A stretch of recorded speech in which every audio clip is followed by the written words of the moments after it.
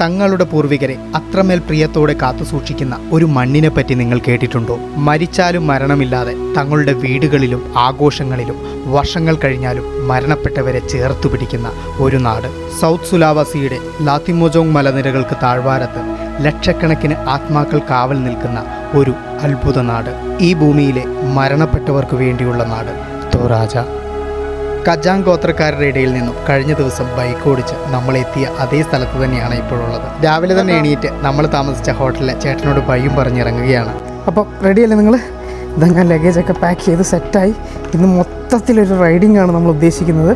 380 something kilometre നമ്മുടെ ലക്ഷ്യസ്ഥാനത്തേക്ക് നമുക്കിനിപ്പോൾ ഓടാനുണ്ട്. ഉൾഗ്രാമ വഴികളിലൂടെ ടൊറാജ എന്ന ആ അത്ഭുത ഗ്രാമം തേടിയുള്ള ബൈക്ക് യാത്രയും മരണമാഘോഷമാകുന്ന ഇന്നാടിൻ്റെ ഒരു വിവാഹവേദിയിലേക്ക് അപ്രതീക്ഷിതമായി നമ്മൾ കടന്നു ചെല്ലുകയും വ്യത്യസ്തമായ അവിടുത്തെ ആ ഒരു കല്യാണ ചടങ്ങുകൾ കാണാനുള്ള അവസരവും നമുക്ക് ലഭിച്ചു. ആ കാഴ്ചകളാണ് നമ്മളുടെ ഇന്നത്തെ എപ്പിസോഡിൽ ഉൾപ്പെടുത്തിയിരിക്കുന്നത്. അപ്പോൾ വായു എല്ലാവർക്കും നമ്മളുടെ പുതിയൊരു എപ്പിസോഡിലേക്കും പുത്തൻ കാഴ്ചകളിലേക്കും വീണ്ടും സ്വാഗതം. ഇന്നത്തെ ഒരു ദിവസം കൊണ്ട് നമുക്ക് ടൊറാജ വരെ എത്താൻ പറ്റുമെന്ന് തോന്നുന്നില്ല, കാരണം ഇത്രയധികം ദൂരമുണ്ട്. പിന്നെ വരുന്ന വഴിയിലൊക്കെ റോഡുകളുടെ അവസ്ഥയൊക്കെ നിങ്ങൾ കണ്ടില്ലായിരുന്നോ? അപ്പം എന്തായാലും നമ്മൾ പറ്റുന്നത്രയും ദൂരം മാക്സിമം ഇന്ന് ഓടുക എന്നൊരു ലക്ഷ്യം വെച്ചിട്ടാണ് കേട്ടോ യാത്ര തുടങ്ങുന്നത്. ആദ്യം തന്നെ മുമ്പിൽ കണ്ട പമ്പിൽ നിന്ന് ഫുൾ ടാങ്ക് എണ്ണ അടിക്കുകയാണ്. ഇനി മുമ്പോട്ടേക്ക് എന്താണ് അവസ്ഥ എന്നുള്ളത് നമുക്കറിയില്ലല്ലോ. ഈ റൈഡിൻ്റെ ഉണ്ടല്ലോ 90% നമ്മൾ പോകുന്നത് സുലാവസി ദ്വീപിൻ്റെ കിഴക്കൻ സൈഡ് വഴിയാണ്. ഫുള്ള് കൃഷിയിടങ്ങളാണ്. പ്രധാനമായിട്ടും ഇവിടെ നെൽകൃഷിയാണ് നടക്കുന്നത്. കൃഷിക്ക് അനുകൂലമായിട്ടുള്ള പരന്ന പ്രദേശമാണ്. ഇടയ്ക്കിടയ്ക്ക് നമുക്കിവിടെ ജനവാസ മേഖലകളും ചെറിയ ചെറിയ ടൗണുകളൊക്കെ ഈ ഒരു യാത്രയിലുടനീളം കാണാൻ പറ്റും. ഈ ദ്വീപിൻ്റെ കിഴക്കൻ ഭാഗത്തെ പട്ടണങ്ങളെയൊക്കെ കണക്ട് ചെയ്യുന്നത് ഇതുപോലുള്ള ഒറ്റ ലൈൻ പാതകളാണ് കേട്ടോ. വലിയ തിരക്കൊന്നും റോഡിലില്ല. ബ്രേക്ക്ഫാസ്റ്റ് നമ്മൾ വളരെ ലൈറ്റായിട്ട് കഴിച്ചിട്ടുള്ളൂ. ഇന്നലെ രാത്രി വാങ്ങി വെച്ചിട്ടുള്ള ബ്രെഡും കുറച്ച് ജ്യൂസൊക്കെയാണ് കഴിച്ചത്. അരുങ് എന്നു പേരുള്ള ഒരു സുന്ദരമായിട്ടുള്ള ചെറിയൊരു പട്ടണത്തിലേക്കാണ് അടുത്തായിട്ട് നമ്മൾ വന്നെത്തിച്ചേർന്നിരിക്കുന്നത്. നിർത്താതെയുള്ള ഓട്ടം ഉച്ചയായിരിക്കുന്നു. അങ്ങനെ നമ്മൾ ലഞ്ച് കഴിക്കുകയാണ്. ചോറും അതുപോലെ തന്നെ ഇവിടുത്തെ ഒരു മഞ്ഞ റൈസ് ഉണ്ട്, അതുമാണ് വാങ്ങിയിട്ടുള്ളത്. നമ്മൾ കയറി ഈ ഒരു ഷോപ്പിലുണ്ടല്ലോ കുറച്ച് പെൺകുട്ടികളുണ്ട്. ഭയങ്കര കൗതുകമായിട്ടുള്ളൊരു കാര്യമുണ്ട്. കാരണം ഇവർ ജീവിതത്തിൽ ആദ്യമായിട്ടാണ് എൻ്റെ മുഖഭാവമുള്ള ഒരു ഇന്ത്യൻ മുഖഭാവമുള്ള ആളെ കാണുന്നത്. അതിൻ്റെ കൗതുകമൊക്കെ അവരുടെ മുഖത്ത് കണ്ടായിരുന്നു. കുറച്ചധികം നേരം ഞാൻ അവരോട് വർത്താനമൊക്കെ പറയാനൊക്കെ ശ്രമിച്ചു. ഈ ദ്വീപിലൂടെയുള്ള യാത്രയിലുണ്ടല്ലോ എന്നെ സംബന്ധിച്ച് ഇത് ആദ്യത്തെ സംഭവമല്ല. ഇതിന് മുമ്പ് ഇതുപോലുള്ള കാര്യങ്ങൾ ഉണ്ടായിട്ടുണ്ട് കേട്ടോ. ഇവിടെയുള്ള ആളുകൾക്ക് ഇന്ത്യൻ മുഖഭാവമുള്ള ആളുകൾ കാണുമ്പോൾ ഉണ്ടല്ലോ ഭയങ്കരമായിട്ടുള്ളൊരു കൗതുകമാണ്. അവരടുത്ത് വരും, ഫോട്ടോസൊക്കെ എടുക്കും. ഇടയ്ക്ക് ചെറിയ മോശമായിട്ടുള്ള റോഡുകൾ വീണ്ടും വന്നു. പിന്നീട് റോഡുകൾ നന്നായേ അതിനിടയ്ക്കൊരു സംഭവം ഉണ്ടായി. ആദ്യമായിട്ട് തന്നെ മറ്റൊരു രാജ്യത്തെ പോലീസ് പിടിച്ചതല്ല, ജസ്റ്റ് വണ്ടി വരുന്ന കണ്ടിട്ട് കൈനീട്ടി ഹെൽമെറ്റിനുള്ളിൽ എൻ്റെ ഇന്ത്യൻ മുഖം കണ്ടപാടെ പുള്ളിക്കാരൻ പറഞ്ഞു, ഓക്കെ പോയിക്കോളൂ, എങ്ങോട്ടേക്കാണ് എന്ന് ചോദിച്ചു. ഞാനിങ്ങനെ ടൊറാജയിലേക്ക് പോകുന്നതാണെന്ന് പറഞ്ഞ് നോക്കുമ്പോൾ എല്ലാവരും ഭയങ്കര ഫ്രണ്ട്ലിയാണ്. എന്നോട് എൻ്റെ ലൈസൻസ് പോലും ചോദിച്ചില്ല കേട്ടോ. എൻ്റെ കയ്യിലിരിക്കുന്ന ഇൻ്റർനാഷണൽ ഡ്രൈവിംഗ് ലൈസൻസിന് ഒന്ന് പുറത്തെടുക്കാനുള്ള അവസരം ഇവിടെയും എനിക്ക് ഉണ്ടായിട്ടില്ല. പൊതുവേ ഈ നാട്ടിലെ പോലീസുകാർ ടൂറിസ്റ്റുകളോട് ഭയങ്കര സ്നേഹപരമായിട്ടുള്ള ഒരു സമീപനമാണുള്ളത്. അതുകൊണ്ട് തന്നെ നമ്മൾ വണ്ടി നിർത്തിയാലും നമ്മളങ്ങനെ കാര്യമായ രീതിയിൽ ശല്യപ്പെടുത്തുകയൊന്നും ഇവർ ചെയ്യത്തില്ല കേട്ടോ. അങ്ങനെ ദീർഘദൂരമായിട്ടുള്ള ഇന്നത്തെ ദിവസത്തെ നമ്മുടെ റൈഡ് ഈ ഹോട്ടലിൽ നമ്മൾ അവസാനിപ്പിക്കുകയാണ്. ദീർഘയാത്രയുടെ ക്ഷീണം ഒന്ന് കിടന്നുറങ്ങി പിറ്റേന്ന് അതിരാവിലെ തന്നെ എണീറ്റു ഒരു കോഫിയൊക്കെ കുടിച്ച് എനർജി വീണ്ടെടുത്ത് വീണ്ടും നമ്മളുടെ ബൈക്ക് എടുത്ത് മുമ്പോട്ടേക്ക് യാത്ര തുടങ്ങുമ്പോഴല്ലോ നമ്മൾ റോഡിന് സൈഡ് വശത്തായിട്ട് ഇതുവരെ ഇന്തോനേഷ്യയിൽ കാണാത്തൊരു കാഴ്ചയൊക്കെ കണ്ടു തുടങ്ങിയ റോഡിന് ഇരുഭാഗങ്ങളിലൊക്കെ ആയിട്ട് ഗംഭീരമായിട്ടുള്ള വലിയ വലിയ ക്രിസ്ത്യൻ ചർച്ചുകളൊക്കെ നമ്മൾ കണ്ടു തുടങ്ങി. ദൂരെയായിട്ട് മലനിരകളും കണ്ട് നമ്മൾ അടുത്ത മറ്റൊരു ടൗണിലേക്ക് എത്തി. പോലോപ്പോ എന്നാണ് ഈ ഒരു പട്ടണത്തിൻ്റെ പേര്. ഈ നാട്ടിലെ ഏറ്റവും വലിയ പട്ടണമാണ്. ഇവിടെ ഒരു തുറമുഖമൊക്കെ ഉണ്ട്. നല്ല വൃത്തിയുള്ള ഒരു കുഞ്ഞൻ പട്ടണം. ഇവിടെ നിന്ന് വേണം നമുക്ക് ഇനിയിപ്പം തിരിഞ്ഞ് ടൊറാജ എന്ന് പറയുന്ന ആ ഒരു സ്ഥലത്തേക്ക് എത്താൻ. ടൊറാജ ശരിക്കും മലനിരകളുടെ താഴ്വാരത്താണുള്ളത്. അതിന് മല കയറി ഇറങ്ങണം. പെട്ടെന്ന് തന്നെ ഭൂപ്രകൃതിയൊക്കെ മാറി തുടങ്ങി. ചെറിയൊരു മലകയറ്റമൊക്കെ നമ്മൾ ആരംഭിച്ചിട്ടുണ്ട് കേട്ടോ. വീണ്ടും ആ ഒരു മല കയറി തുടങ്ങുമ്പോൾ മനസ്സിനുള്ളിലൊരു ആവേശം വരുന്നുണ്ട് കേട്ടോ. നമ്മൾ ആ ഒരു ഇത്രയും നേരം കണ്ട ആ ഒരു പ്ലെയിൻ ആയിട്ടുള്ള ടെറൈനൊക്കെ മാറി വേറെ എന്തൊക്കെയോ സ്പെഷ്യലായിട്ടുള്ളത് കാണാൻ പോകുന്നു എന്നുള്ളത് ഇവിടേക്ക് വന്നപ്പോൾ തൊട്ട് ഈ ഒരു റോഡിൻ്റെ സൈഡ് ഭാഗത്തുള്ള കാഴ്ചകളും ആ മറ്റു വ്യത്യാസങ്ങളൊക്കെ നമുക്ക് ഫീൽ ചെയ്ത് തരുന്നുണ്ട്. മല കയറി തുടങ്ങുമ്പോൾ തന്നെ റോഡിന് ഇരുഭാഗത്തുമായിട്ട് ചെറിയ ചെറിയ കടകളുണ്ട്. ഇവിടെ പ്രധാനമായിട്ടും വിൽക്കുന്നുണ്ടല്ലോ പലതരം വെറൈറ്റികളായിട്ടുള്ള മാങ്ങയാണ് കേട്ടോ. ഈ മല കയറി തുടങ്ങുമ്പോഴല്ലോ നമുക്ക് ഫീൽ ചെയ്യുന്നത് നമ്മളുടെ നോർത്ത് ഈസ്റ്റിലെ നാഗാലാൻഡ്, മണിപ്പൂർ പോലുള്ള ഭാഗങ്ങളിലേക്ക് നമ്മൾ ആസാമിൽ നിന്ന് മല കയറൂലേ അതുപോലാണ് കേട്ടോ. ശരിക്കും ടെറൈനും അതുപോലെ തന്നെ റോഡിൻ്റെ ഇരുഭാഗത്തുള്ള കാഴ്ചകളൊക്കെ ഏകദേശം അതുപോലൊക്കെ തന്നെ ആയി തുടങ്ങുന്നുണ്ട്. രാവിലെ ഇറങ്ങിയപ്പോൾ തന്നെ വിചാരിച്ചതാണ് ബ്രേക്ക്ഫാസ്റ്റ് കഴിക്കണം എന്നുള്ളത്. അത് പക്ഷേ കഴിച്ചിട്ടില്ല. ടൈം ഓടി ഏകദേശം ലഞ്ചിൻ്റെ ടൈമോട് അടുത്തു. എന്തായാലും ഇനിയിപ്പം അങ്ങോട്ടേക്ക് നമുക്ക് വേറെ ടൗൺ വല്ലതും കാണാൻ പറ്റുമോ അറിയില്ല.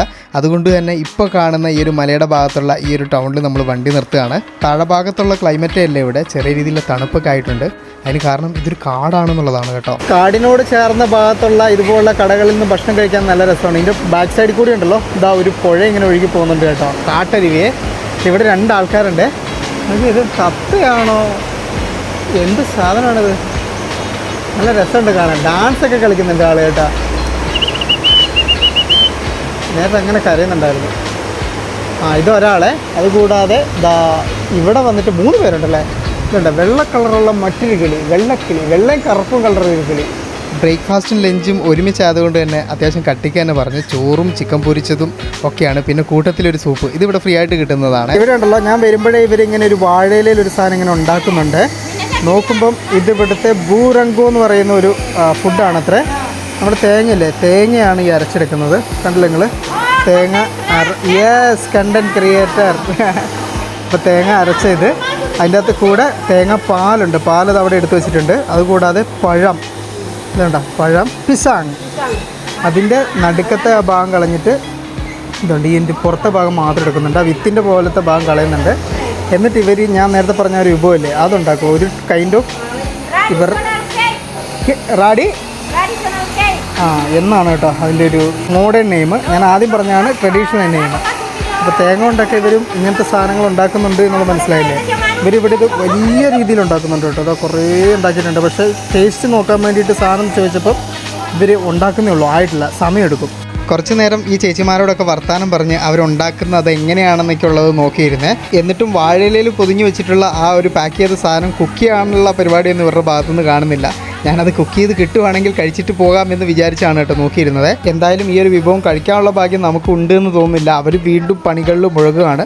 ഞാൻ വീണ്ടും വണ്ടിയെടുത്ത് യാത്ര തുടങ്ങി. വീണ്ടും കാടാണ്, അതുപോലെ തന്നെ നല്ല മലനിരകളാണ് കേട്ടോ. എനിക്കിതുപോലെ ബൈക്ക് യാത്രകൾ പോകുമ്പോഴേ ഏറ്റവും ഇഷ്ടം മൗണ്ടൻസിലൂടെ വണ്ടി ഓടിക്കാനാണ് കേട്ടോ. കാരണം എന്താണെന്ന് വെച്ചിട്ടുണ്ടെങ്കിൽ നമ്മളിങ്ങനെ ഒരു മല കയറി വളവ് തിരിഞ്ഞ് അടുത്ത ഒരു മലയുടെ കാഴ്ച കാണുമ്പോഴേ ഒരു റീഫ്രഷ്മെൻ്റ് ആണ് കേട്ടോ. പുതിയ കാഴ്ച, പുതിയ എന്തോ സാധനം നമ്മുടെ മുമ്പിലേക്ക് വന്നു എന്നൊക്കെയുള്ളൊരു തോന്നലൊക്കെയാണ്. ഒരിക്കലും ഒരു പ്ലെയിൻ ആയിട്ടുള്ള റോട്ടിൽ കൂടി പോകുമ്പം ആ ഒരു ഫീല് നമുക്ക് കിട്ടില്ല. പിന്നെ ഇതുപോലത്തെ കാട് നിറഞ്ഞ മൗണ്ടൻസിൽ നല്ല ഫ്രഷ് എയർ ആയിരിക്കും, തണുപ്പൊക്കെ ആയിരിക്കും, നല്ല റീഫ്രഷ്മെൻ്റ് ആണ് ഇങ്ങനെ യാത്ര ചെയ്യാൻ വേണ്ടിയിട്ട്. വീണ്ടും മുമ്പോട്ടേക്ക് പോകുമ്പോഴല്ലോ നമ്മുടെ മുമ്പിൽ വരുന്ന ആ ഒരു വീടുകളുടെ കാഴ്ചകളൊക്കെ മാറി മറ്റേതോ തരത്തിലുള്ള നാട്ടിലേക്ക് എത്തിപ്പെട്ട പോലുള്ള വീടുകളൊക്കെ നമ്മൾ കണ്ടു തുടങ്ങി കേട്ടോ. നമ്മളിപ്പോൾ കാണുന്നതാണ് തോങ്കൊനാൻ എന്ന ഇവരുടെ ട്രഡീഷണൽ ആൻസിസ്റ്റർ ഹൗസ് കേട്ടോ. തൊറാജയുടെ താഴ്വാരത്തേക്ക് നമ്മൾ എത്തുമ്പോൾ റോഡിന് ഇരുഭാഗത്തുമായിട്ട് ഇത്തരം വീടുകളാണ് നമ്മളെ സ്വീകരിക്കുക.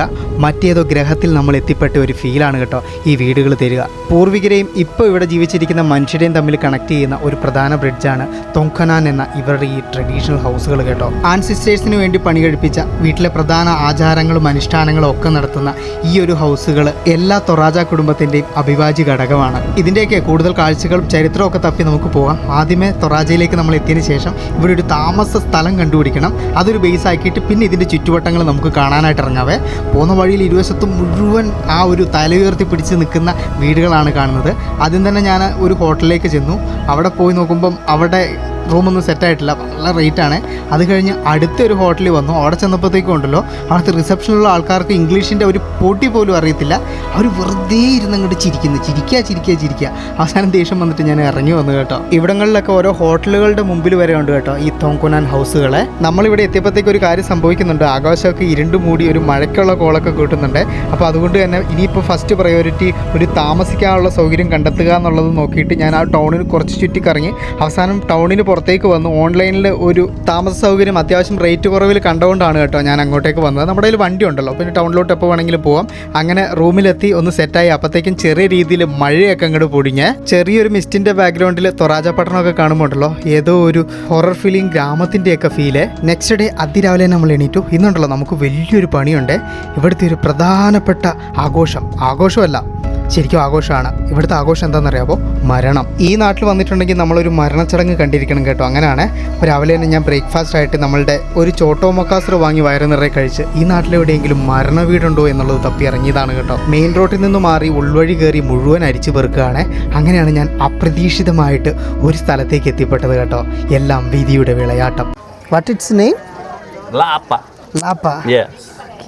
സംഭവം രസകരമാണ്. ഞാൻ വന്നപ്പം കുറച്ച് ആൾക്കൂട്ടം, ഞാൻ ആളൊക്കെ കൂടി വെക്കുന്ന കണ്ടപ്പോൾ ഒരു മരണ വീടാണെന്ന് വിചാരിച്ചു. കയറി നോക്കുമ്പോൾ ഉണ്ടല്ലോ, സംഗതി മരണ വീടല്ല. ചെന്നപാടെ തന്നെ അവർ ഈ ഒരു വിഭവം എടുത്ത് എൻ്റെ കയ്യിലേക്ക് തന്നു. കഴിക്കാൻ കിട്ടിയപ്പോൾ നമ്മൾ കഴിക്കണമല്ലോ. എനിക്കിവിടെ ഉണ്ടല്ലോ ഇംഗ്ലീഷ് അറിയാവുന്ന, ഈ നാടിൻ്റെ ചരിത്രങ്ങൾ അറിയാവുന്ന ഒരാളെ തന്നെ കിട്ടി. ജുവാനസ് എന്ന ആളുടെ പേര്. വീട് ഇവിടെ തന്നെയാണ് കേട്ടോ. അപ്പോൾ എനിക്കിവിടുത്തെ ഒരുപാട് എങ്ങനെയാണ് ഇതിൻ്റെ കൾച്ചർ, എങ്ങനെയാണ് ഇതിൻ്റെ റിച്വൽസ് എന്നൊക്കെ എനിക്ക് പറഞ്ഞു തരുവാണ്. ഞാൻ കേട്ട് പഠിക്കട്ടെ എന്തൊക്കെയാണെന്നുള്ളത് കേട്ടോ. കുറച്ച് കഴിഞ്ഞപ്പോഴത്തേക്കുണ്ടല്ലോ നമ്മുടെ ജോനാസ് ചേട്ടനെ എഴുന്നേറ്റ് പോയി അവിടെ നിന്ന് പ്രസംഗിക്കാനൊക്കെ തുടങ്ങി. സംഭവം എന്താണെന്ന് വെച്ചിട്ടുണ്ടെങ്കിൽ ഇന്നിവിടെ ഇപ്പം നടന്നുകൊണ്ടിരിക്കുന്നത് ഒരു കല്യാണ ചടങ്ങാണ് കേട്ടോ. തൊറാജിയിലെ ഒരു കല്യാണം. മരണവീട് തപ്പി വന്ന നമ്മളുടെ മുമ്പിലേക്ക് ഒരു കല്യാണം വന്നെത്തുക. നോക്കിയേ എത്ര രസകരമായിട്ടുള്ള ആചാരങ്ങളാണെന്നുള്ളത്. ഇടത് സൈഡിൽ ആ ഒരു മുണ്ടുടുത്ത് വെള്ള ഷർട്ടും ഇട്ട് നിൽക്കുന്ന ആളാണ് കേട്ടോ ചെക്കൻ്റെ അച്ഛനെ. ഞാൻ ഇവിടെ വന്ന ആൾക്കാരെയൊക്കെ കണ്ട് വണ്ടി നിർത്തി ഇങ്ങനെ ചുറ്റിപ്പറ്റി നിന്നപ്പോഴാണ് അദ്ദേഹം വന്നിട്ട് എന്നെ അകത്തേക്ക് ക്ഷണിച്ചത്. എന്നിട്ട് ഇവരുടെ കൂട്ടത്തിൽ ഇംഗ്ലീഷ് അറിയാവുന്ന ജോനാസിൻ്റെ അടുത്തേക്ക് എന്നെ കൂട്ടിക്കൊണ്ടുപോയി. അദ്ദേഹമാണ് ഇവിടെ നടക്കുന്ന ചടങ്ങുകളെ പറ്റിയൊക്കെ എനിക്ക് പറഞ്ഞു തന്നത്. ഈ മുമ്പിൽ കാണുന്ന റൂഫ് ചെയ്തേക്കുന്നതില്ലേ, ഇതാണ് ഇവർ താമസിക്കുന്ന വീടുകൾ കേട്ടോ. അതിൻ്റെയൊക്കെ ഫ്രണ്ടിൽ ഇവിടുത്തെ ബന്ധുക്കാരായിട്ടുള്ള ആളുകളൊക്കെ വന്ന് നിൽക്കുന്നുണ്ട്. എല്ലാവരുടെയും മുഖഭാവങ്ങളൊക്കെ വളരെ വ്യത്യസ്തമായത് തന്നെയാണ്. ഓൾമോസ്റ്റ് എല്ലാവരും തന്നെ അവരുടെ ട്രഡീഷണൽ ആയിട്ടുള്ള വസ്ത്രം തന്നെയാണ് കേട്ടോ ധരിച്ചേക്കുന്നത്. കൈൻ സരൂങ് എന്നാണ് ഈ ഒരു വസ്ത്രത്തിൻ്റെ പേര്. മുണ്ടും അതുപോലെ തന്നെ ബ്ലൗസും ഒക്കെ ഇടുന്ന ടൈപ്പ് കേട്ടോ. ചിലർക്ക് നമ്മുടെ നാട്ടിലെ ചേച്ചിമാരുടെ മുഖഭാവങ്ങളൊക്കെ ഉണ്ട്. ഈ നടന്നു വരുന്നത് ഇവിടുത്തെ പ്രീസ്റ്റാണ്. കല്യാണ ചടങ്ങിനെത്തിയേക്കുന്ന ആളുകൾ ഇപ്പോൾ ഇരിക്കുന്നുണ്ടല്ലോ, ഈ തോങ്കൊനാൻ ഹൗസില്ലേ, അതിൻ്റെ താഴ്ഭാഗത്ത് ശരിക്കും ആളുകൾക്കൊക്കെ ഇങ്ങനെ ഇരിക്കാൻ പറ്റുന്ന ഒരു സ്പേസാണ് കേട്ടോ. അവിടെ ഇരുന്നാണ് ഇവർ ചടങ്ങുകൾ കാണുന്നതും അതുപോലെ തന്നെ വരുമ്പോൾ കിട്ടുന്ന ആ ഒരു ഫുഡ് കാര്യങ്ങളൊക്കെ കഴിക്കുന്നതൊക്കെ. കുടുംബങ്ങളുടെ വീടുകൾ അടുപ്പിച്ചടുപ്പിച്ചായിരിക്കും. അപ്പോൾ ഓരോ കുടുംബത്തിലെ ആളുകൾ മരിക്കുന്നതനുസരിച്ച് ആ ഒരു വീടിനോട് ചേർന്ന് മുറ്റത്താണ് ഇവർ ഈ തോങ്കൊനാൻ ഹൗസുകൾ പണിയുന്നത്. ഓരോ തോങ്കൊനാൻ ഹൗസിൻ്റെയും പ്രൗഢിയും വലിപ്പവും ഒക്കെ ആ ഒരു കുടുംബത്തിൻ്റെ പ്രൗഢിക്കനുസരിച്ചായിരിക്കും അത്ര ഉണ്ടാവുക. അതുകൊണ്ട് തന്നെ എല്ലാ കുടുംബത്തിൽപ്പെട്ട ആളുകളും ഏറ്റവും നല്ലത് പണിയാനായിട്ട് ശ്രമിക്കുവേ. കുറച്ച് കഴിഞ്ഞപ്പോഴാണ് അത് സംഭവിച്ചത്. നമ്മുടെ ജോനാസില്ലേ, ശരിക്കും ആളൊരു പ്രീസ്റ്റാണ് കേട്ടോ. ഇവിടുത്തെ അച്ഛനാണ്. പുള്ളിക്കാരൻ ലോഹയൊക്കെ ഇട്ടിട്ട് വന്നു. അപ്പോൾ പുള്ളിയാണ് ഈ ഒരു നാട്ടിലെ പ്രാർത്ഥനകളും മറ്റു കാര്യങ്ങളൊക്കെ നടത്തുന്നത്. ആ ആളോടാണ് ഞാൻ ഇത്രയും നേരം സംസാരിച്ചു കൊണ്ടിരുന്നത് കേട്ടോ. വെറുതെ അല്ല, ഈ ഒരു ഉൾനാട്ടിൽ എത്തിപ്പെട്ടിട്ടും നല്ല രീതിയിൽ ഇംഗ്ലീഷ് സംസാരിക്കുന്ന ഒരാളെ എനിക്ക് കിട്ടിയത്. എന്തായാലും അത് നമുക്ക് വലിയൊരു അനുഗ്രഹമായി മാറിയേ. അലൂക്ക് ടൊഡോലോ എന്നതാണ് കേട്ടോ പൂർവ്വകാലത്ത് ഈ ഒരു തൊറാജൻ പീപ്പിളുടെ മതമായിട്ടുണ്ടായിരുന്നത്.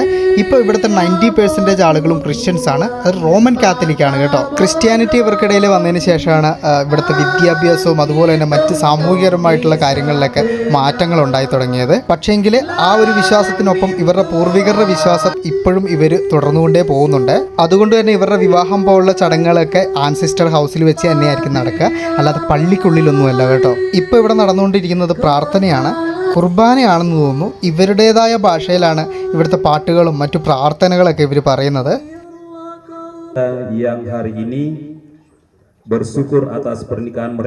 ബാക്കിയുള്ള ആളുകൾക്കൊപ്പം ഞാനും ആ ഒരു പ്രാർത്ഥനയിൽ പങ്കുചേർന്നു. ഇനിയിപ്പം കല്യാണത്തിൻ്റേത് എന്തെങ്കിലും വ്യത്യസ്തമായിട്ടുള്ള കാര്യങ്ങളൊക്കെ ഇവിടെ വരുന്നുണ്ടോ ഇല്ലയോ എന്നുള്ളതൊക്കെ നമുക്ക് അറിയണമല്ലോ. ഇതുപോലെ മൃഗങ്ങളുടെ കൊമ്പുകൾ നിരത്തി വെച്ച ട്രഡീഷണൽ ഹൗസുകൾ നമ്മൾ നോർത്ത് ഈസ്റ്റ് സൈഡിൽ കണ്ടിട്ടുണ്ട് കേട്ടോ. നമ്മളുടെ നാഗാ പീപ്പിളിൻ്റെയൊക്കെ വീടുകളിലും ഇതുപോലുള്ള അലങ്കാരങ്ങളൊക്കെ ഉണ്ട്. കുർബാനയാണ് കേട്ടോ ഇപ്പോൾ ഇവിടെ കഴിഞ്ഞത്. അത് കഴിഞ്ഞ പാടെ തന്നെ ഒരു മഞ്ഞ കവർ പോലത്തെ ഒരു സാധനം വന്നു. അതിൻ്റെ ഉള്ളിലേക്ക് ആളുകൾ ചെറിയ ചെറിയ തുകകൾ നിക്ഷേപിക്കുന്നുണ്ട്. ഇവിടങ്ങളിലുണ്ടല്ലോ ഒരു കുടുംബം എന്ന് പറഞ്ഞിട്ടുണ്ടെങ്കിൽ ആ കുടുംബത്തിലെ അംഗങ്ങളായിട്ട് 150, 200, 300 ഒക്കെ ആളുകളുണ്ടാവും കേട്ടോ. പണ്ട് മുതലേ ഇങ്ങനെ കണക്റ്റഡ് ആയിട്ട് വരുന്നത് കൊണ്ട് തന്നെ ഇവർക്ക് ഇവരുടെ ബന്ധുക്കളൊന്നും ചിതറിപ്പോയിട്ടില്ല. അപ്പോൾ അതുകൊണ്ട് തന്നെ എന്തെങ്കിലുമൊക്കെ ചടങ്ങുകൾ കുടുംബത്തിൽ ഒരാളുടെ നടക്കുകയാണെങ്കിൽ തന്നെ എല്ലാവരും വന്ന് ഒരുമിച്ച് പങ്കെടുത്താണ് ഇവിടുത്തെ ഓരോ പരിപാടികളും നടക്കുക. പ്രധാനമായിട്ടും മരണച്ചടങ്ങുകളിലെ മരണച്ചടങ്ങുകൾ ഇവരെ സംബന്ധിച്ച് ഏറ്റവും പ്രധാനപ്പെട്ടതാണ്. 1-2 ആഴ്ചകളോളമൊക്കെ നീണ്ടു നിൽക്കുന്ന വലിയൊരു ചടങ്ങാണ് കേട്ടോ. അതെ, നിങ്ങൾക്ക് വേറൊരു കാര്യം അറിയാവോ? ഇവിടെ ഒരാൾ മരിച്ചു കഴിഞ്ഞിട്ടുണ്ടെങ്കിൽ അതിൻ്റെ ചിലവെന്ന് പറയുന്നത് ഏകദേശം 50-60 ലക്ഷത്തോളം വരും കേട്ടോ. കുർബാനയ്ക്ക് ശേഷം ചെറുക്കനും പെണ്ണും അപ്പം ഇതാണല്ലോ ചെറുക്കൻ. ഇത്രയും നേരം ഞാൻ ചെറുക്കനെയും പെണ്ണിനെയും അന്വേഷിച്ചുകൊണ്ട് നടക്കുമായിരുന്നു. അപ്പോൾ അവർ വന്നു, അവരവിടെ ഇരുന്നു. അതിന് ശേഷം വേറെ എന്തൊക്കെയോ ചടങ്ങുകൾ ഉണ്ട് എന്ന് തോന്നുന്നു കേട്ടോ. പെണ്ണിനെ കണ്ടപ്പോഴാണ് കേട്ടോ എനിക്കൊരു കൗതുകം തോന്നിയത്. എനിക്ക് മാത്രമല്ല നിങ്ങൾക്കും തോന്നാൻ ചാൻസ് ഉണ്ട്. പെണ്ണ് ഗർഭിണിയാണോ എന്നൊരു സംശയമുണ്ട് കേട്ടോ. ഇതിനിയിപ്പം ഇന്നാട്ടിലെ ആചാരം ഇങ്ങനെ ആണോ എന്നറിയില്ല, ഗർഭിണി ആയതിനു ശേഷം കല്യാണം ഇപ്പം നടക്കുന്നുണ്ടല്ലോ. അത് ഗവൺമെൻറ് ഒഫീഷ്യൽസ് ആണ്, അതായത് ഒഫീഷ്യലായിട്ട് വിവാഹം രജിസ്റ്റർ ചെയ്യുന്ന ചടങ്ങാണ് കേട്ടോ. പെണ്ണിൻ്റെയും ചെക്കൻ്റെയും പാരൻസിൻ്റെ മുമ്പിൽ വെച്ചാണ് ആ ഒപ്പിടുന്നതൊക്കെ. അങ്ങനെ രജിസ്ട്രേഷൻ നടപടികൾ പൂർത്തിയായി. ഇവരെല്ലാവരും കൈയടിച്ച് അതങ്ങോട്ട് പാസ്സാക്കി. അങ്ങനെ ഈ ഒരു നാട്ടിൽ വന്നിട്ട് ഈ നാടിൻ്റെ ഭയങ്കര പോസിറ്റീവായിട്ടുള്ള ഒരു കാര്യത്തിലൂടെ തന്നെ നമ്മൾ തുടങ്ങുകയാണ് കേട്ടോ. പിന്നെ ഒരു കാര്യം നിങ്ങൾ പ്രത്യേകം ശ്രദ്ധിച്ചോ, ചെറുക്കനും പെണ്ണും വലിയ എന്താ പറയുക ആടയാഭരണങ്ങളോ അങ്ങനെയുള്ള കാര്യങ്ങളൊന്നുമില്ല. സാധാരണ ഒരു ഡ്രസ്സ് കാര്യങ്ങളൊക്കെയാണ്. രസമാണ് കേട്ടോ. ഓരോ കുടുംബ വീടിൻ്റെ ഫ്രണ്ടിലും ബന്ധുക്കളൊക്കെ ഇരിക്കുന്നുണ്ട്. അവരോടൊക്കെ പോയിട്ട് ചെക്കൻ അനുഗ്രഹമൊക്കെ വാങ്ങുന്നുണ്ട്. കുറച്ച് കഴിഞ്ഞപ്പോഴത്തേക്കും പെണ്ണിൻ്റെ വീട്ടിൽ നിന്നുള്ള ആളുകളൊക്കെ എത്തി. എല്ലാവരും അവരുടെ ആ ഒരു ട്രഡീഷണൽ ഡ്രസ്സൊക്കെ ധരിച്ച് അണിഞ്ഞൊരുങ്ങിയാണ് കേട്ടോ വന്നിട്ടുള്ളത്. അവരെ സ്വീകരിക്കാനായിട്ട് നമ്മുടെ കല്യാണ ചെക്കനും എത്തി. പുള്ളിക്കാരനുണ്ടല്ലോ ആദ്യം വന്നപാടെ എനിക്ക് ഷെയ്ക്കാൻ്റെയൊക്കെ തന്നിട്ടുണ്ടായിരുന്നേ. അപ്പോൾ പക്ഷേ ഈ ഡ്രസ്സൊന്നും കണ്ടിട്ട് എനിക്ക് ഇതാണ് കല്യാണ ചെക്കൻ എന്നുള്ളത് മനസ്സിലായില്ല. അതുകൊണ്ട് തന്നെ ഞാൻ വലിയ മൈൻഡൊന്നും ആക്കിയില്ലായിരുന്നു കേട്ടോ. കല്യാണത്തിൻ്റെ ചടങ്ങ് പെണ്ണിൻ്റെ വീട്ടിൽ വെച്ചാണ്, അതായത് രജിസ്ട്രേഷൻ മുമ്പുള്ള ചടങ്ങുകൾ അവിടെയുണ്ട്. അതിനുശേഷം 3 ദിവസം പെണ്ണിൻ്റെ വീട്ടിലായിരിക്കും ഉണ്ടാവുക. അതിനുശേഷമാണ് തിരിച്ച് സ്വന്തം നാട്ടിലേക്ക് ചെറുക്കം വരുന്നത്. ഇവിടെ വെച്ചിട്ടാണ് രജിസ്ട്രേഷൻസ് കാര്യങ്ങളൊക്കെ നടക്കുന്നത് കേട്ടോ. അതിനുശേഷം ഉണ്ടല്ലോ അവരിതാ ഇവിടെ ഇന്നത്തെ ദിവസം കൊന്ന പിഗ്ഗാണ്. അപ്പം അതിൻ്റെ ഇറച്ചീൻ്റെ ഏതോ ഒരു പോർഷൻ കൊണ്ടുവന്നു. അത് എന്നിട്ട് ലേലം വിളിക്കുകയാണ് കേട്ടോ. കണ്ടോ, ഓരോരുത്തർ വില കൂട്ടി വിളിക്കുന്ന കണ്ടോ. ഇതൊക്കെ ഇവരുടെ ഒരു ട്രഡീഷൻ്റെ ഭാഗമാണ് കേട്ടോ. ഇങ്ങനെ ഒരു ചടങ്ങിന് ശേഷം ഇങ്ങനെ ഒരു സംഭവമൊക്കെ ഉണ്ടാകും എന്നുള്ളത്.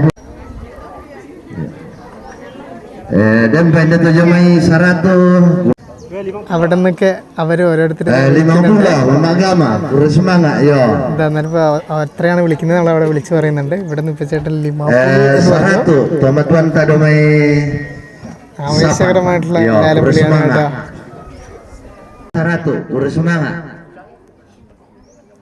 അവിടെ ആ ചേച്ചിയാണ് ലേലം വിളിച്ച് വാങ്ങിയിട്ടുള്ളത്. അടുത്ത് എടുത്തേക്കുന്നത് പന്നിയുടെ തലയാണ് കേട്ടോ. ആവേശകരമായിട്ടുള്ള ലേലവിളി നടക്കുകയാണ്. ഓരോ സാധനങ്ങൾ ആളുകൾ വിളിച്ചെടുക്കുന്നുണ്ട്. അപ്പോഴാണ് ഞാൻ ഒരു കാര്യം ശ്രദ്ധിച്ചത്. നമ്മളുടെ കൂടെ ഇരിക്കുന്ന ആളുകളുടെ ഗ്ലാസ്സുകളിലേക്ക് ഒരു വെള്ള ദ്രാവകം വരുന്നു. അത് ആളുകൾ ഇങ്ങനെ കുടിക്കുന്നുണ്ട്. അതിനനുസരിച്ച് സിഗരറ്റൊക്കെ വലിച്ച് അങ്ങനെ ഇരിക്കുന്നു. ബാക്കിയുള്ള ആളുകൾ കഴിക്കാനായിട്ടൊക്കെ ഓരോ സാധനങ്ങൾ ഇങ്ങനെ വരുന്നുണ്ട്. നമുക്ക് കിട്ടിയ പോലത്തെ ആ ഒരു അപ്പമില്ല, അതുപോലത്തെ സാധനങ്ങളൊക്കെ. അപ്പോൾ അതൊക്കെ കഴിക്കുന്നു.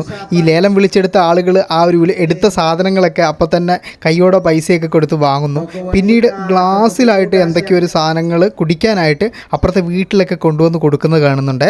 അതിന് ശേഷം ഉണ്ടല്ലോ ഒരു ഡ്രിങ്ക് വന്ന്, എന്താണ് എൻ്റെ പേരെന്ന് എനിക്കറിയില്ല. പാലാണ് കേട്ടോ. അതിൻ്റെ അകത്ത് ജെല്ലിയുടെ എന്തൊരു സാധനമുണ്ട്. നല്ല ഫീലിംഗ്, നൈസ്.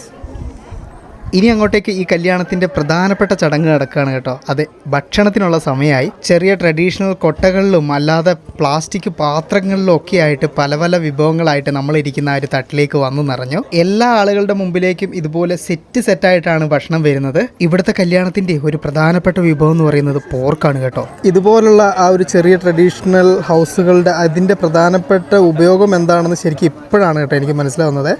അതായത് ഇവരുടെ ഇതുപോലുള്ള ഫങ്ഷൻസൊക്കെ വരുന്ന സമയത്തില്ലേ ആളുകൾ ഇരിക്കാനും ഭക്ഷണം കഴിക്കാനും ഒക്കെ യൂസ് ചെയ്യുന്നത് ഇതാ ഈ ഒരു സാധനമാണ് മുമ്പിൽ കാണുന്നത്. പ്രധാനപ്പെട്ട വീട് എന്ന് പറയുന്നത് ഇതാണ് ട്രഡീഷണൽ ആയിട്ടുള്ള ഇവരുടെ വീട് ഉള്ളത്.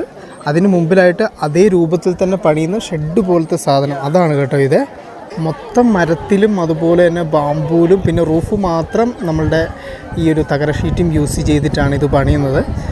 ഒരു പ്രത്യേകം ലോകത്തിൽ വേറെ എവിടെയും നമുക്കിത് കാണാൻ പറ്റില്ല. അങ്ങനെ സദ്യ അതിഗംഭീരമായിട്ട് ഇവിടെ പോവുകയാണ്.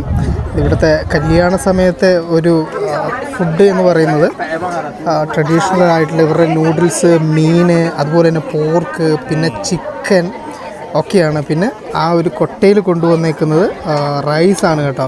ഇതുണ്ട്, എല്ലാവരും ഒരുമിച്ച് ഇങ്ങനെ ഇരുന്ന് ഇങ്ങനെയാണ് ഭക്ഷണം കഴിക്കുക. ഇദ്ദേഹമാണ് കേട്ടോ ഈ ഒരു വീട്ടിലെ കാർന്നവർ എന്ന് പറയുന്നത്. അദ്ദേഹത്തിന് അത്യാവശ്യം ഇംഗ്ലീഷ് അറിയാം. അന്നേരം എന്നോട് വന്ന് സംസാരിക്കുകയൊക്കെ ചെയ്തിട്ടുണ്ടായിരുന്നു. ഇപ്പം വന്ന ആളുകൾക്ക് നന്ദി പറയുകയാണ്, അതിനുശേഷം ഭക്ഷണമൊക്കെ കഴിക്കാൻ വേണ്ടി പറയുകയാണ്. അപ്പം നാട്ടിലെ കാര്യങ്ങളൊക്കെ എന്നോട് ചോദിച്ചിരുന്നു കേട്ടോ. താക്കുമെന്റ് എന്ന് പറഞ്ഞിട്ടുണ്ടെങ്കിൽ ഭക്ഷണം കഴിക്കൂ അല്ലെങ്കിൽ കഴിക്കൂ എന്നാണ് കേട്ടോ. അപ്പോൾ അവരെ വന്നു. അപ്പോൾ ഇനിയിപ്പോൾ നമുക്ക് ഭക്ഷണം കഴിക്കാം. നോക്കി നിങ്ങൾ, ഞാൻ ഓരോ സ്ഥലത്തിലും എനിക്കെന്തോ ഒരു ഭാഗ്യമാണ് ഇങ്ങനെ കല്യാണങ്ങൾ കിട്ടുന്നത് കേട്ടോ. ഇന്ത്യയിലെ ഓൾമോസ്റ്റ് സംസ്ഥാനങ്ങളുടെ ഒക്കെ കല്യാണങ്ങളുടെ സദ്യകളൊക്കെ ഞാൻ നിങ്ങൾ കാണിച്ചു തന്നിട്ടുണ്ട്.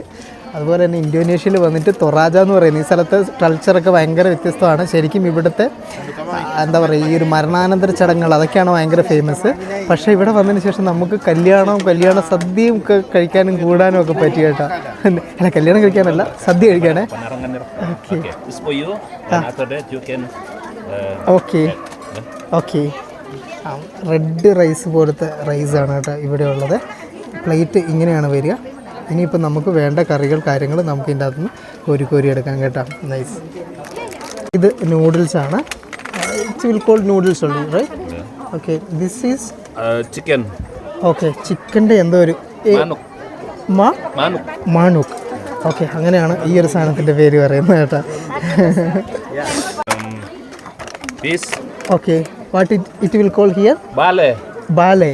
ഓക്കെ, അങ്ങനെയാണ് ഈ ഒരു മെയിൻ ഡിഷിന് ഇവിടെ പറയുന്നത്, ബാലെ. ബാലെ സാമ്പൽ. ഓക്കെ, അപ്പോൾ നമുക്ക് കഴിക്കാമല്ലോ.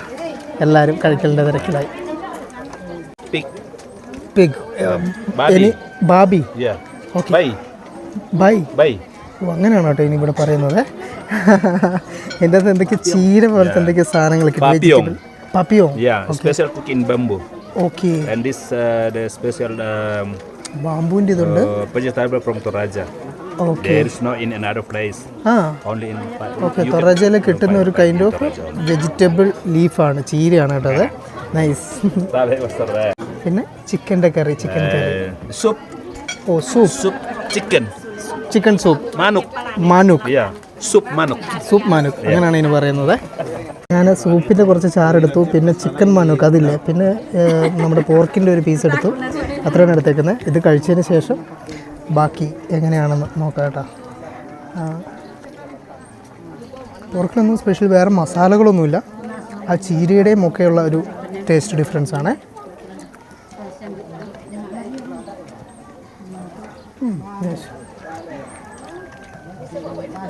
ഇത് ചിക്കനാണ്. delicious. യെസ്, എനക്. മാറാസ. തൊറാജയിൽ ഭാഷ വേറെയാണ് കേട്ടോ. വേറെ ഭാഷയിൽ എനക്ക് എന്നുള്ളത്, ടേസ്റ്റി എന്നുള്ളത് മാറാക്ക് എന്നാണ് പറയുന്നത്. ചിക്കൻ നാടൻ ചിക്കനാണ് കേട്ടോ. ആ ഒരു സ്ട്രോങ് ഉണ്ട്. ഭക്ഷണത്തിന് ശേഷം ഉണ്ടല്ലോ ബല്ലോ എന്ന് പറയുന്ന ഇവരുടെ ലോക്കൽ വൈൻ, നമ്മുടെ നാട്ടിൽ കള്ളക്കില്ലേ, അതുപോലെ തന്നെ ഇത് ഉണ്ടാക്കുന്നതെന്ന് പറഞ്ഞിട്ടുണ്ടെങ്കിൽ പനയിൽ നിന്നാണ്. അപ്പോൾ അതിൽ നിന്ന് പ്രോസസ്സ് ചെയ്തെടുക്കുന്ന കള്ള് തന്നെയാണ് എന്ന് തോന്നുന്നു കേട്ടോ. അതുണ്ട്. അപ്പോൾ അത് വന്നു. ഇനിയിപ്പം ആളുകൾ അതാണ് കഴിക്കുന്നത്. അതല്ലാതെ അവിടെ നിന്നൊക്കെ ആയിട്ട് വേറെയും ആൾക്കാർ കഴിക്കുന്നുണ്ടായിരുന്നു. അപ്പോൾ ഇദ്ദേഹമാണ് എനിക്കിത് പരിചയപ്പെടുത്തി തന്നെ. ഇതാണ് ബല്ലോ, ഇത് ഇതിൽ നിന്നാണ് ഉണ്ടാക്കുന്നതെന്നൊക്കെ പറഞ്ഞിട്ട്. ഇവിടെ പിന്നെ ഉണ്ടല്ലോ എന്താ ഈ നമ്മുടെ നാട്ടിലെ പോലെ ഇങ്ങനെ പന്തിയിൽ പക്ഷപാതം അങ്ങനത്തെ പരിപാടിയൊന്നുമില്ല. ഇവിടെ അച്ഛന്മാരും അതുപോലെ തന്നെ നാട്ടുകാരും എല്ലാവരും ഒരുമിച്ചിരുന്നൊക്കെയാണ് കേട്ടോ കഴിക്കുക. എന്താ പറയുക, ഭയങ്കര ഫ്രണ്ട്ലി, ഭയങ്കര ഇതാണ്. നമ്മുടെ നാട്ടിലൊന്നും ഇങ്ങനെ നടക്കുമല്ലോ, പക്ഷേ ഇവിടെ ഇങ്ങനെ നടക്കും കേട്ടോ. അതൊരു പ്രത്യേകതയാണ്. ശരിക്കും ഒരു കാത്തലിക് വിശ്വാസികളാണ് കേട്ടോ. ഇവിടുത്തെ നടന്നിട്ടുള്ള ആ ഒരു കുർബാന കാര്യങ്ങളൊക്കെ കാത്തലിക് ഇതുമായി ബന്ധപ്പെട്ടതാണ്. ഒരു നാട്ടിൽ വന്നിട്ടുണ്ടെങ്കിലേ ആ നാടിൻ്റെ വൈൻ കുടിക്കണം, എങ്കിലാണ് ആ നാടിൻ്റെ യഥാർത്ഥമായിട്ടുള്ള സംസ്കാരം അറിയുമെന്നാണ് ഒരു ഫിലോസഫി പറയുന്നത്. അപ്പം ഞാൻ കുറച്ച് കാര്യമായിട്ട് കഴിക്കുന്നില്ല, കാരണം നമുക്ക് ഇനിയും മുമ്പോട്ടേക്ക് പോകാനുള്ളതാണ്. എന്തായാലും മണമുണ്ട്, അതൊന്നും കുഴപ്പമില്ല. നിങ്ങളോട് ഇതിൻ്റെ ടേസ്റ്റ് പറഞ്ഞു തരണ്ടേ? പുളിയാണ്, ഇച്ചിരി മധുരമുണ്ട്. നമ്മുടെ നാട്ടിലെ കള്ള് സെയിം. ഞാൻ തെങ്ങിൻ്റെ കള്ള ഞാൻ കുടിച്ചിട്ടുള്ളൂ, പനങ്കള്ള് ഞാൻ കുടിച്ചിട്ടില്ല. ഏകദേശം തെങ്ങും കള്ളുമായിട്ടൊക്കെ തന്നെ സാമ്യം കേട്ടോ ഇതിനെ. Nice. Okay, nice to meet you. I will text you. I will call. Yeah. Let me call you back tomorrow when you speak in Yeah, I will contact you via WhatsApp. Yeah. Okay. I'll meet you. I'll give you more information about Toraja. Yeah, yes, definitely I need. Yeah, meet you. Okay. Father, Hello. see you again. Thank you. അപ്പോൾ എല്ലാവരോടും യാത്ര പറഞ്ഞിട്ട് ഞാൻ പോവുകയാണ് കേട്ടോ. You have everything? Your phone or something? ഈ I have with me. അപ്പോൾ വാ, കണ്ടില്ല നിങ്ങൾ, ഒരു കല്യാണം വന്നു, കല്യാണം കൂടി, സദ്യ ഉണ്ട്, അത് കഴിഞ്ഞിട്ട് ദാ ഇവരെയൊക്കെ കണ്ടു തിരിച്ചു പോകുന്നു. ലെക്ക് എന്നൊക്കെ പറഞ്ഞ് ഇതിലും വലിയ ലെക്ക് വേറെ ആർക്കും കിട്ടാനില്ല കേട്ടോ. കറക്റ്റ് ആ ഒരു ടൈമിൽ അമ്മച്ചി പട്ടി ഇത് കണ്ടു. ഇനിയിപ്പോഴേ കല്യാണം കണ്ടില്ലേ, ഇനിയിപ്പം ഇവിടുത്തെ ഫേമസ് എന്താ, ഫ്യൂണറൽ ഫങ്ഷനാണ്, മരണാനന്തര ചടങ്ങ്. അങ്ങനെ ഒരു ചടങ്ങ് കിട്ടുമോ ഇല്ലയോ എന്നുള്ളത് തപ്പി നോക്കട്ടെ ഞാൻ. എന്നാലേ എനിക്കിതങ്ങനെ വിശ്വസിക്കാൻ പറ്റുന്നില്ല കേട്ടോ. എങ്ങനെയൊക്കെ കയറി ഉൾവഴി ഇവിടേക്ക് എത്തിയതാണ്. കറക്റ്റ് ടൈമിൽ നമ്മൾ ഓരോ സ്ഥലത്തേക്ക് എത്തിക്കുന്നത് നിങ്ങൾ നോക്കിയേ. എൻ്റെ പൊന്നെ, ആക്ച്വലി ഉണ്ടല്ലോ, ഇതിന് ശേഷം ഇന്നൊരു ഫ്യൂണറൽ ഫങ്ഷൻ നടക്കാൻ സാധ്യതയുള്ളൊരിടമുണ്ടത്രേ. അപ്പം അത് അവിടെ കണ്ട അദ്ദേഹമാണ് എന്നോട് പറഞ്ഞത്. നോക്കാം, അവിടെയും കൂടി പോയി നോക്കാം. ഇതൊന്നും ഈ ഒരു സമയത്ത് ഇതൊരു സീസണേ അല്ല, നമുക്കതൊന്നും കാണാൻ പറ്റുന്ന ഒരു സാഹചര്യമുള്ള ടൈമും അല്ല. പക്ഷേ എങ്കിൽ നമ്മുടെ മുമ്പിൽ ഓരോന്നോരോന്ന് വരുന്നുണ്ട് കേട്ടോ പിള്ളേർ തൊപ്പി വെച്ചിട്ട്. ഹലോ. യെസ്, മെയിൻ റോഡ് വഴി ഇറങ്ങി വലത്തോട്ട് പോയിട്ട് ഒരു ബോർഡ് കാണും, അതുവഴി അങ്ങനെ പോയാൽ മതി എന്നാണ് പറഞ്ഞ കേട്ടോ. അപ്പം ഞാൻ മെയിൻ റോഡിൽ ഇറങ്ങി തിരിച്ചിങ്ങോട്ട് വന്നുകൊണ്ടിരിക്കുമ്പോഴാണ് നമ്മളിപ്പോൾ കണ്ട ആ ഒരു വീടുകളില്ലേ, ഇത് കണ്ടോ, ആ ഒരു വീടുകളൊക്കെ ഉണ്ടാക്കുന്ന ഒരു സ്ഥലം കണ്ടത്. ഇത് ഇവിടെ വെച്ചാണ് ഇതുപോലുള്ള ആ ഒരു ബോക്സ് ടൈപ്പ് സാധനങ്ങളൊക്കെ പണിതെടുത്തതിന് ശേഷം അവിടെ കൊണ്ടുപോയി യോജിപ്പിക്കുന്നത് കേട്ടോ. ഇവിടെയെല്ലാം ചെറിയ ചെറിയ ഷെഡുകളിലൊക്കെ ഇതാ ഓരോരോ വലിയ വീടുകളുടെയൊക്കെ പണി ഇതാ നടക്കുന്നുണ്ട്. അപ്പം ഇവരാണ് ഇവിടുത്തെ ഇതിൻ്റെ ട്രഡീഷണൽ ആയിട്ടുള്ള പണിക്കാർ എന്ന് തോന്നുന്നു. നമുക്കൊന്ന് ജസ്റ്റ് ഒന്ന് കയറി നോക്കിയാലോ. അപ്പാ പോയി നോക്കാം, ഭാഷയൊന്നും അറിയത്തില്ല, എന്നാലും ജസ്റ്റ് ഒരു ഹായ് ഒക്കെ പറഞ്ഞിട്ട് വരാമല്ലോ. ഇവിടെ ഇവരുണ്ടല്ലോ, ബാമ്പു കട്ട് ചെയ്ത് മുറിച്ചിട്ട് അതിൻ്റെ ഫ്രണ്ടിലുള്ള ഒരു അലങ്കാരമില്ലേ, ആ അലങ്കാരമൊക്കെ ചെയ്യുകയാണ്. Hello. apa kabar? Oke. India. Bahasa Indonesia tidak. ഇവരെ നിരപ്പുണ്ടല്ലോ, ഇതുണ്ടോ, ആ ഒരു ബാമ്പു ഇങ്ങനെ മുറിച്ച് ലെവലാക്കി പല രീതിയിൽ അടുക്കിയാണ് ഈ ഒരു വീടിൻ്റെ ഫ്രണ്ടിലേക്ക് വെക്കുന്നത്. അപ്പോൾ അതിൻ്റെ ഒരു പണിയൊക്കെയാണ് ഇവിടെ നടന്നുകൊണ്ടിരിക്കുന്നത്. ഇതുണ്ടെങ്കിൽ ഇതാ ഒരു ഭാഗത്തൊക്കെ ഇതുപോലെ ബാമ്പു അടുക്കി സെറ്റാക്കി വെച്ചേക്കുന്നതുണ്ട്. അതിൻ്റെ ആ ഒരു ലോക്കൊക്കെ ഇല്ല, ലോക്കൊക്കെ ഒരു സ്പെഷ്യൽ കൈൻഡ് ഓഫ് ലോക്കാണ് കേട്ടോ. നോക്കിങ്ങളെ, സംതിങ് ഡിഫറെൻറ്റ്. ഇതുപോലുള്ള വലിയ ഒറ്റത്തടി മരങ്ങളാണ്. അതിൻ്റെ താഴെ ഇത് ബാമ്പു ഉണ്ട്. ബാമ്പും പോട്ടെ, നമ്മളുടെ പനയൊക്കെ ഉണ്ട് കേട്ടോ. അതൊക്കെ വെച്ചിട്ടാണ് ഇവരിത് ഉണ്ടാക്കുന്നത്. ഇതിനെപ്പറ്റി കൂടുതൽ ഇവരോട് ചോദിക്കാൻ എനിക്ക് ഇവരുടെ ഭാഷ, ഇവർക്ക് എൻ്റെ ഭാഷ അറിയില്ല. അപ്പോൾ ഞാൻ കണ്ടതിന് ശേഷം എനിക്ക് വ്യക്തമാവുന്ന കാര്യങ്ങളാണ് ഞാൻ നിങ്ങൾക്ക് പറഞ്ഞു തരുന്നത് കേട്ടോ. പിന്നെ നമ്മുടെ ഈ ഒരു മുഖവും നമ്മളുടെ ഒരു രാജ്യവും ഒക്കെ എല്ലാ സ്ഥലത്തും ഇന്തോനേഷ്യയിൽ ഇവിടെ പോയാലും നമുക്ക് ഭയങ്കരധികം വെൽക്കമിങ് ആണ്. നമ്മൾ ഇന്ത്യക്കാരോടൊക്കെ ഭയങ്കര പ്രത്യേക സ്നേഹവും ഒക്കെയാണ്, ബഹുമാനമൊക്കെയാണ്. അതുകൊണ്ടാ ആ ഒരു നമ്മൾ ജസ്റ്റ് കണ്ട ആ ഒരു വീടില്ലേ, ആ വീടിൻ്റെ യഥാർത്ഥമായിട്ടുള്ള ആ ഒരു മരത്തിൻ്റെ ചട്ടക്കൂട് എന്ന് പറയുന്നത് ഇങ്ങനെയൊക്കെയാണ് കേട്ടോ. ഈ ഒരു രീതിയിലൊക്കെയാണ് അവർ ഉണ്ടാക്കിയെടുത്ത്. അതിന് പുറത്ത് ഇത് കണ്ടോ, നമ്മൾ അപ്പുറം കാണുന്ന രീതിയിലുള്ള കൊത്തുപണികളൊക്കെ വരുമ്പോഴാണ് ഇവിടുത്തെ ആ ഒരു ട്രഡീഷണൽ വീടിൻ്റെ ആ ഒരു പ്രൗഢിയും സാധനങ്ങളൊക്കെ വരിക. അതിൻ്റെ ഒരു അസ്ഥികൂടത്തിൻ്റെ ഒരു കാഴ്ച എന്ന് പറയുന്നത് അത് ഇങ്ങനെയാണ്. നമ്മൾ അങ്ങ് തറ ലെവലിൽ നിന്ന് തുടങ്ങുക. ഇതുപോലുള്ള ഇങ്ങനെ വീടുകൾ ഉണ്ടാക്കുന്ന ഒരുപാട് പണിയെടുക്കുന്ന സ്ഥലങ്ങൾ, ഫർണിച്ചർ ഷോപ്പുകൾ ഒക്കെ ഇവിടെ ഉണ്ട് കേട്ടോ. കാരണം ഓരോ കുടുംബത്തിനെ സംബന്ധിച്ചും അവർക്കത് വളരെ ഇമ്പോർട്ടൻ്റ് ആണ്. ഓരോന്നോരോന്ന് പുതിയത് പണിയുക, അംഗങ്ങൾ കൂടുന്നതനുസരിച്ച് പുതുക്കി പണിയുക എന്നൊക്കെ. അപ്പോൾ ഞാൻ അവരോട് ഒരു ഹായ് പറഞ്ഞ് അകത്ത് കയറി, ഒരു ബൈ പറഞ്ഞ് പുറത്തിറങ്ങി. ഇത്രയൊക്കെ ഉള്ളൂ. ഭാഷ അറിയത്തില്ലെങ്കിൽ ഇങ്ങനെയൊക്കെ തന്നെ പരിപാടി. ഹലോ. നമ്മൾ നമ്മുടെ പ്രധാന ലക്ഷ്യത്തിൽ നിന്നും വ്യതിചലിക്കുന്നുണ്ടോ എന്നുള്ളൊരു സംശയമുണ്ട് കേട്ടോ. ഒരു ഉൾവഴിയിലോട്ടാണ് കേട്ടോ കയറിയേക്കുന്നത്. ഇനിയിപ്പം ചോദിച്ചു പോകാനും പറ്റത്തില്ലല്ലോ. ഒരു ടൂറിസ്റ്റ് ആയിട്ടുള്ള ഒരാൾ ചെയ്യേണ്ട പരിപാടിയാണോ ഇവിടെ മരണം നടന്ന വീട് ഏതാണെന്ന് ചോദിച്ചിട്ട് കയറി ചെല്ലുന്നത്? പക്ഷേ ഇവിടെ ഉണ്ടല്ലോ, ഒരാൾ മരിച്ചു കഴിഞ്ഞിട്ടുണ്ടെങ്കിൽ അത് അന്നേരം ഇപ്പം മരിച്ചതായിട്ട് കണക്കാക്കില്ല. അവരെ സംബന്ധിച്ച് അതിനൊക്കെ ഒരുപാട് ചടങ്ങുകളൊക്കെ ഉണ്ട്. അവരെ സംബന്ധിച്ച് അതൊരു ആഘോഷം കൂടിയാണ് കേട്ടോ.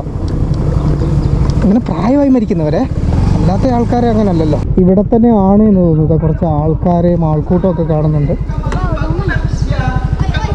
പക്ഷെ എല്ലാവരും കറുത്ത ഡ്രസ്സ് ഇട്ടേക്കുന്നത്. അയ്യോ, ഞാൻ കറുപ്പിട്ടിട്ടില്ല, അതൊരു പ്രശ്നമാകുമോ എന്തോ.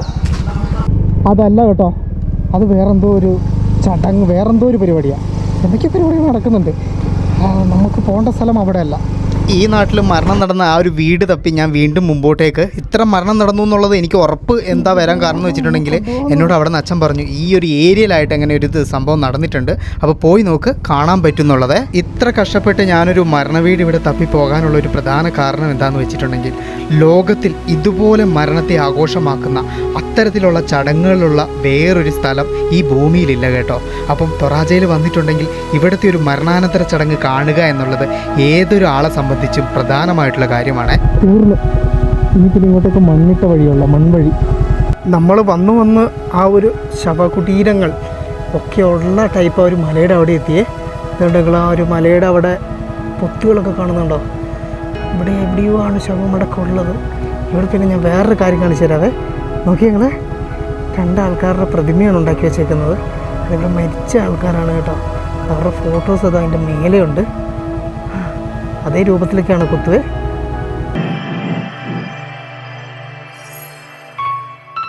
വീഡിയോയ്ക്ക് ഒരു ലൈക്ക് മറക്കല്ലേ.